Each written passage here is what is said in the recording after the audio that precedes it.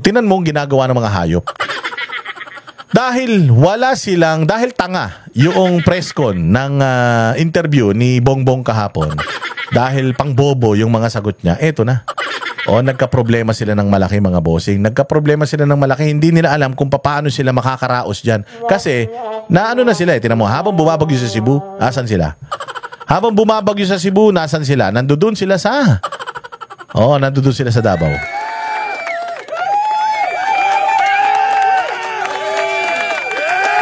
At ayan nga, ginagawa nila sa Davao. Tingnan nyo. Nila na bakit dito sa Davao nag-investigate na sa Cebu po yung baha? Di ba? Bakit dito sa... Ang tao mismo nagsasabi sa kanila, bakit dito sa Davao? Bakit dito sa Davao? Nasa Cebu yung baha. Nasa Cebu yung pagkasira, nasa Cebu yung marami namatay. Ba't nandito kayo sa Davao? Anong sagot? Ang Cebu is as of now ongoing ang rescue operation doon. So it will also come yung sa Visayas, specifically sa Cebu. Hirap na hirap. Hirap na hirap sumagot. Specifically sa sa Cebu. Kasi tinanong sila sir, ba't nandito kayo? Nakita nyo naman siguro, di ba, ang ganda-ganda ng mga rito, ng mga proyekto dito. Ba't hindi kayo magpunta sa Cebu? Sabi niya, hindi kasi may relief operations pa. Meron pang doon, rescue operations eh. Ganun ba? May rescue operation. Di sana, hindi na kayo nagpunta rito. Tumulong na kayo ron. Kasi nagsayang lang kayo. Ilang kayong pumunta rito. Nagsayang pa kayo ng pamasahe, nagsayang pa kayo ng hotel, nagsayang pa kayo ng pagkain. Kung sana yung ginastos nyo dyan, ibinigay nyo na lang sa mga taga Cebu, ang gagarbo nyo pa naman. Di sana, di sana nakatulong pa. Kaysa nandiyan kayo, wala naman kayo nakita. May nakita lang kayo mga nalaglag na bato ng mga ilang piraso. Napahiya pa kayo. Napahiya pa kayo kasi sinabi, may nasirang parte ng dito. Merong nasirang dito, parte nung flood control project. Oo, nasira yan. Pero kasi dapat yan ang magpapagawa niyan, DPWH, under the administration ni Bongbong. Hindi namin alam ba't hindi pa ginagawa yan. Dapat nga ginagawa na nila yan eh. So bumalik sa mukha nila. Akala nila, mapapahiya yung mga tiga Davao. Mismong mga residente ng Davao yung nakikipag-usap sa kanila na, ba't kayo nandito? Ang ayos-ayos dito. Wala naman namatay rito. Lumindol nga rito. Wala nga nasaktan dito eh. Konti nga lang yung damage dito eh. Bakit nandirito kayo? Kung nandirito kayo para pag-aralan kung gaano kagaganda yung mga proyekto namin, okay yan. Pero kung nandito kayo para maghanap ng sira, walang perfecto na proyekto. Meron talaga dyang mga medyo madadamage ng konti. Pero repairable yan. At hindi ibig sabihin, itong pinakamagandang nangyari dyan sa Davao eh. Walang ghost project dyan kahit isa. Wala. Lahat ng proyekto tapos. Yun nga yung sinasabi ni Tinyo eh. Doble-doble na yung pondo. Lahat ng proyekto dyan sa Davao tapos. Walang ghost project. Sa Bulacan may ghost project. Sa Ilocos Norte may ghost project. Tapos nandiyan kayo sa Davao. Now is parang anong parang? Wrong timing naman kung ngayon tayo pupunta rin. Wrong timing kung pupunta ka ron, pero hindi wrong timing na nagpunta ka dyan. Yung mga nagre-reklamo ng ghost project nasa Bulacan pero nasa Davao ka. Ito naman si Magalong nag-resign na pero kasama pa. Ang ina nyo, puro kayo mga loko-loko. Inuunan nyo yung politika kasing mga hayop kayo. But definitely may mga team na nakatoka doon to include Region 8, Region 2, Region 1, of course yung 4B and 4A. Yun na nga. So kita ninyo ang ginagawa nila mga bossing. Talagang nililihis nila. Hindi na umuubra eh. Kasi every time that they are doing this, tinan mo, nakaplano na sila. Pupunta sila dyan. Every time na may ginagawa sila kay Pastor Apollo Kibuloy, kay Pangulong Duterte, every time na may mga ginagawa sila sa mga Duterte, sinusubok tayo ng panahon. Napansin nyo? Lagi na lang, noong panahon na nandudong kami sa siege, noong nandudong kami sa KOJC, noong 16 day, alam mo ba na binagyo Pilipinas noon pagkatapos nung zona niya, doon sa zona niya sinabi niya na merong 5,500 na flood control project na natapos sila. Doon nagsimula yung delubyo niya eh. Habang hinahayop nila yung Kingdom of Jesus Christ, binaha. Binagyo. Actually, hindi nga bagyo yun. Normal na ulan lang. Binaha ang Metro Manila. Nagising ang tao. Ng tokwa ka, 5,500 na flood control. Nasaan na? Bakit binaha tayo? Anong sagot niya? Meron tayong flood control project na overwhelmed. Yung isa naman, meron tayong flood control, binangga ng barko. Putang ina niyan. Di ba? Bobo. 1 year after, eto na. Pinakulong niya si Pastor Apollo Kibuloy, pinakulong niya si Pangulong Duterte. Tingnan mo nangyayari sa Pilipinas. Simula nung ginawa niya yan.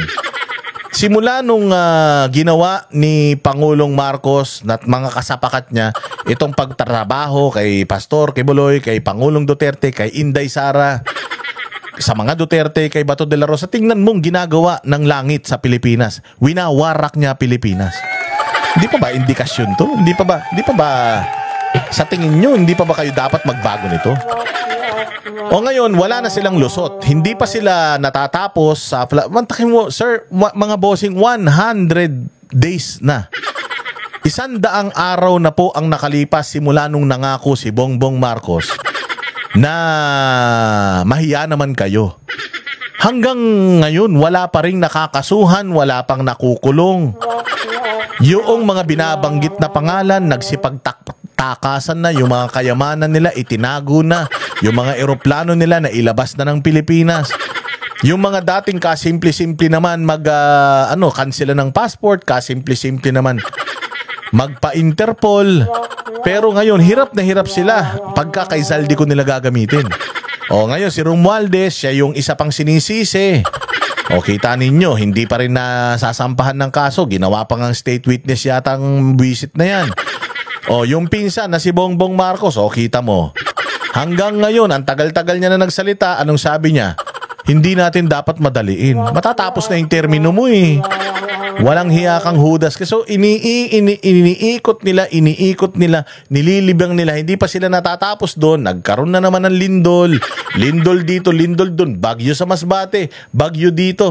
Bagyo na naman paparating bukas. Mag-iingat kayo bukas ha.